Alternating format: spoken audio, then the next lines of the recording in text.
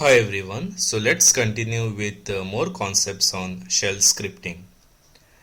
So now I'm going to discuss with you all how to implement showing menu options to the user. So when we write shell scripting, suppose we want to provide a menu to a user wherein user can select one option from set of menu items. Based on which option he selects, we want certain particular operation to be performed. So I have a very good example here on my screen. What it does is, we have provided user a set of different options. So this is my program and this is my output. I want to give a menu option to the user and display to him different options such as tea, coffee, water, juice, epi, all and none. I want to display these 7 different options to the user, and based on which option he selects, I want a particular operation to be performed. So how to do that? To do that, to display the menu options, we have a new construct in shell scripting called select. So select is the keyword using which we can display different menu options to the user. Okay, so tea, coffee, water till none, these 7 options which I have displayed here need to be provided space separated here. So select drink variable in tea, coffee, water, juice, epi, all and none. So all the 7 options which we are planning to show to the user are displayed here: tea, coffee, water, juice, epi, all and none. So these are the 7 different options which are provided here, and drink is a variable which can have one of these values. Okay, so select name of the variable, in followed by set of options, then do keyword, and now you can have the case statement. That is, if user types in juice, what operation to perform, that we can control using case statement. So how to do that? Case value of the variable drink in. Suppose user had typed juice. Using this case, we are checking whether content of the drink, which is juice, is in either one of these options. So is this juice that user had typed in equal to tea? No. Is it equal to coffee? No. Is it equal to water? No. Is it equal to all? No. So none of these options are satisfied. So this case statement is not evaluated to true. So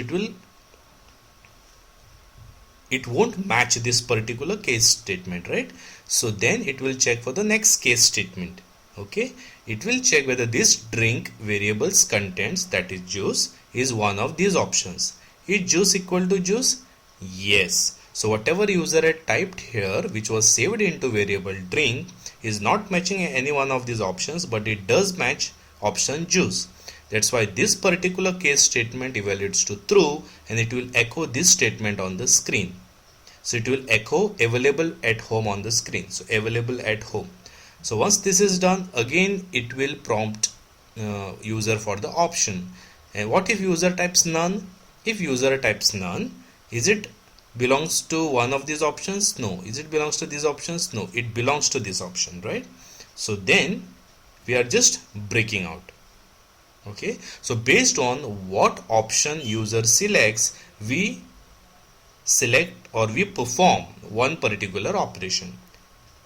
Suppose user didn't type any one of these 7 options, then when we are comparing using case statement, it won't match any one of this, and it will go to asterisk, which is same as default case, wherein it will have printed on the screen invalid selection and come out. So ESEC is nothing but a placeholder or a marker which is ending your case statement, which we had learned while learning case, right? We have a case variable name in. These are the different options, and if any of the option is satisfied, respective operation is performed, and double semicolons are to break that particular case, so that if this particular line is executed, it won't match more case statements. Only if this particular case is not satisfied, it will go ahead and match this. If this case is not satisfied, it will go ahead and match this. But as soon as one of the case statement expression gets evaluated to true, it will evaluate that particular operation, and then two semicolons means break from that case statement. Clear? Now let's see the nested while loop example. In the one of the previous presentations, I had given to you all an example of nested for loop. That is, I had a for loop inside another for loop. Now I am giving you all an example of nested while loop. That is, one while loop inside another while loop. So how to do that? In this example, I am initializing value a, initializing a variable a with a value 0. While a is less than 10, keep on executing this while loop, which is delimited by this do and done. So whatever statements which are there here will be kept on evaluating till this condition becomes false. So if this condition is true, it will enter in evaluate. If this condition is true, it will enter in evaluate. Okay. So 0 is less than 10. So success. So it will enter in content of A, that is 0, will be initialized to B. Okay. Now we are checking whether B is greater than 0, greater than or equal to. G means greater than or equal to. We are checking whether content of B, which is 0 right now, is greater than or equal to 0. Yes. This is also satisfied, so it will enter in. This do and done will keep track of the task inside this inner while loop. Okay. So here we are printing value 0. And then we are subtracting 1 from B. And what is B here? B is 0. So 0 minus 1 is minus 1. Right? So then, is minus 1 greater than or equal to 0? No. So this is false. So this while loop will exit and it will print, what it will print? Echo followed by nothing. Echo followed by nothing meaning it will go to the next line. Okay. Now we are incrementing value of A, which was 0 with 1. So A becomes 1. And now to the next iteration of outer while loop. Is 1 less than 10? Yes. So whatever is content of A, which is 1, will be assigned to B. Is 1 greater than or equal to 0? Yes. So it will echo 1, which is this. Then it is subtracting 1 from B, so B becomes 0. Is 0 greater than or equal to 0? Yes. So again it will enter and it will print a value 0 now because B is 0. Again here we are subtracting 1 from B, which is making B minus 1 now. Is minus 1 greater than or equal to 0? No. So this while loop will exit. Now it will again echo a next line and it will increment A with 1. So A becomes 2 now. Is 2 less than 10? Yes. So content of A, which is 2, will be initialized to B. Is 2 greater than or equal to 0? Yes. So it will echo 2 on the screen. So 2. Then we are decrementing B with 1. So B becomes 1 now. Is 1 greater than or equal to 0? Yes. It will print 1. So after 2, we are printing 1. Again we are decrementing B with 1. So B becomes 0. Is 0 greater than or equal to 0? Yes. It will echo B, which is 0. Then we are subtracting 1 from B, which is making B minus 1. Is minus 1 satisfying this condition? No. So it will exit this. So it will keep on doing this, and this is the pattern that is being displayed. So this is a very good advantage of having a nested loops. Now this nested loop is a finite loop because there is strict condition wherein we are checking whether A is less than 10 and we are incrementing A in this loop. So at some point this condition will be false. Similarly, here we are checking whether B is greater than or equal to 0 and we are decrementing 1 from B. So at some point this condition will be false. Hence this type of loops are called finite loops because at some point of the time it's going to exit from the loopings.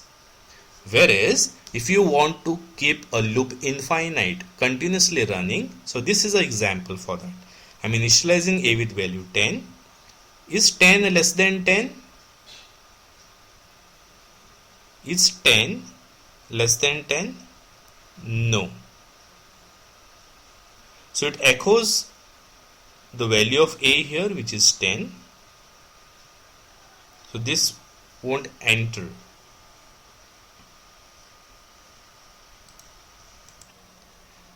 So I've just modified this example to make it an infinite loop. We are assigning a value 10 to a, while a, meaning if the value of a is non-zero, it will be considered as success. We are printing the value of a, which is 10.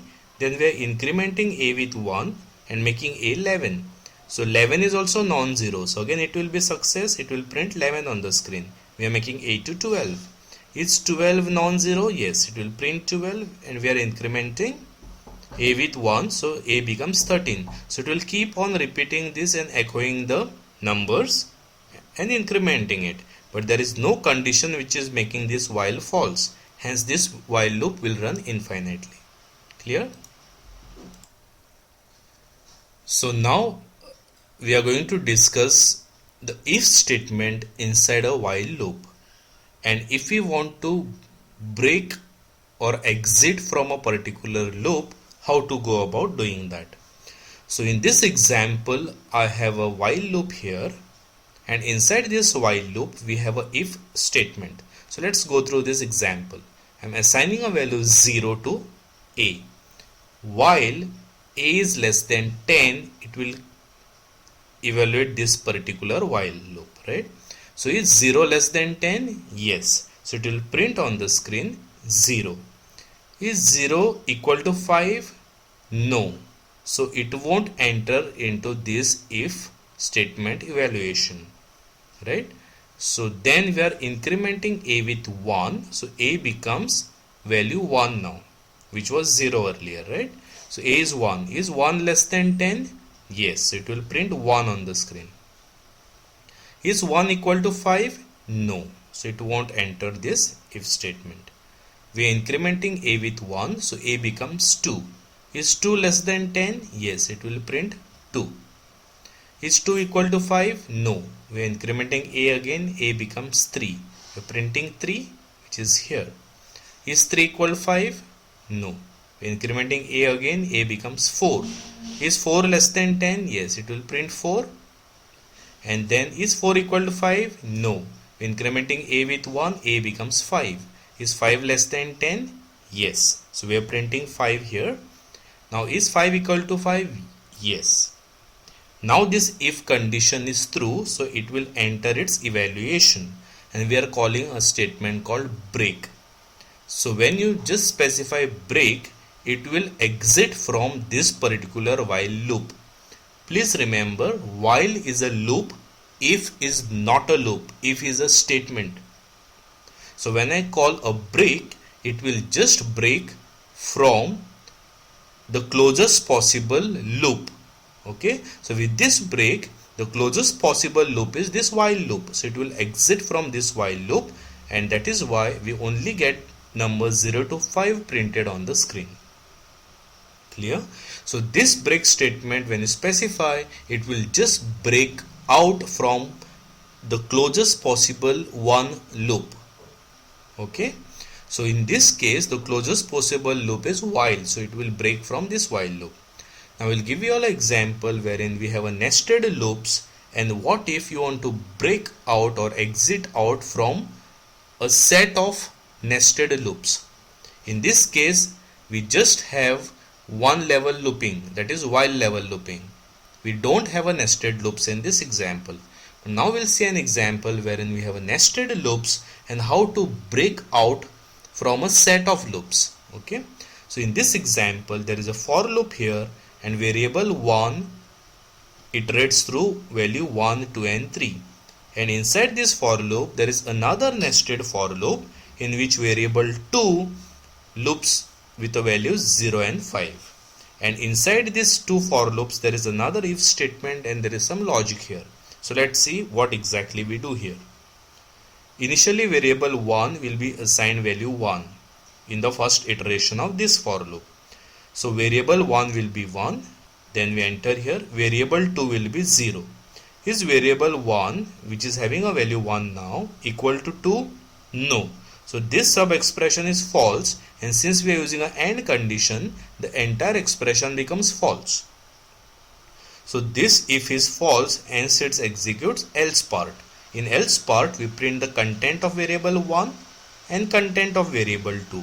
So what is that? Variable 1 is equal to 1, which is this, and variable 2 is equal to 0, which is this. So we print 1 0, which is this. Then we go to the next iteration of inner for loop. Variable 2 is equal to 5. Is variable 1 equal to 2? No, because variable 1 is still having value 1. So since this sub expression is false and we are using an AND condition, entire expression becomes false. So it won't evaluate this, but it will evaluate else part. It will print on the screen content of variable 1 and 2. What is content of variable 1? It is still 1, and content of variable 2 is 5. So it prints 1 and 5 on the screen. So both the options of inner for loop is over. So it will go to the outer for loop's next iteration. Variable 1 becomes 2 now, and variable 2 becomes 0 again. Okay. So is variable 1, which is having value 2, is equal to 2? Yes. Now we check the AND condition and the second sub expression. Is variable 2 equal to 0? Yes, because now we are going again through the first iteration of inner for loop. So both these sub expressions are true, hence entire expression is true, hence it will call break followed by 2. Now this 2 means I want to exit from 2 loops. I repeat, this 2 means I want to exit from 2 loops. So it will exit from this for loop and also from this for loop. That's why the entire script has been exited and it's not printing any more values. So in the previous example, we were just calling break. That means it was just exiting from one level looping. When you give 2, it exits from 2 levels of looping. Here. So now I will explain to you all how to continue a particular loop iteration without going forward. So just now on the previous slide we discussed a break statement, right? So when we call a break statement, it exits from the loop from that point itself. What if you want to continue the looping from a particular point? Okay, for example, if a loop has 10 statements inside it, and after executing 5 statements, we want to continue to the next iteration of the loop from that point itself, and we want to skip the remaining 5 statements. For that, we have a construct called continue. So let's see the continue with the help of an example. So I have a very simple example here in which I am assigning values 1 to 7 to nums. For num in nums, that means it will iterate 7 times from value 1 to value 7. So in the first iteration, num will have value 1. So using this apostrophe signs, we are executing this particular statement in shell scripting, right? So we are calling expr, that is we are evaluating the expression. What is the content of num in first iteration? 1. So 1% 2. Percent means we are finding its modulus. So this is a modulus operator, so we are finding a remainder. So when you divide 1 by 2, remainder is 1, right? So that 1 will be saved in Q. Is Q equal to 0? No. So it will come here and it will print on the screen found odd number. Found odd number. Then num will have value 2. 2% 2 is 0. So is Q equal to 0? Yes, it will print on the screen number is an even number. Number is an even number. And now very important point is I am calling a continue here. This continue meaning from this point itself it will go to the next iteration of the loop. I repeat, continue meaning from this point itself it will go to the next iteration of the loop. Now num contains value 3. What is 3% 2? Value 1. Is 1 equal to 0? No. So it will print on screen found odd number. Found odd number. Then num becomes 4. What is 4% to 0? So it will print on screen number is an even number. And it will continue. So then num becomes 5. 5% to is 1. So this is not true. So it will print found an odd number. Then num becomes 6. 6% 2 is 0. Is 0 equal to 0? Yes, it will print number is an even number. Continue. Now num becomes 7. 7% 2 is 1, which is not 0. It will print on the screen found odd number. So the important point here is a continue statement, which I wanted to explain here. As soon as a continue is hit, it will continue to the next loop from that point itself. It will skip the remaining statements from execution. Clear? Now this is a very simple example wherein I want to explain to your -e switch for echo, wherein whatever escape sequence characters which are there, it will interpret it. So you can embed this escape character sequences inside echo and it will evaluate it that. So value of a is content of a, that is 10, is printed here, and /n meaning then it will control will go to the next line. So /n is interpreted with -e. If you don't give -e, it will even print /n here on the screen. With -e, it does not print /n on the screen, but it interprets what user wants. So /n is a new line character, so it will understand new line character. It won't print /n on the screen, but it will interpret a new line character. Now here in this example, we are evaluating a current date and saving it into date variable. Echo date is date, so current date is printed. Then we are evaluating who command, which will find out all logged in users. To that we are piping to wc-l. That means it is finding how many users are logged in, and the count is saved here. And using this echo statement, we are printing on screen how many users are logged in. Then we are computing date again, and after date, semicolon means after executing this command, also execute uptime command. If you want to have a series of commands chained together, then that can be separated by semicolon. So we are computing date here, we are computing uptime, and final value we are saving it up, and we are printing this on the screen. Uptime is so and so. Clear? So we will see with the more concept of shell scripting in the lectures coming up ahead. Thank you.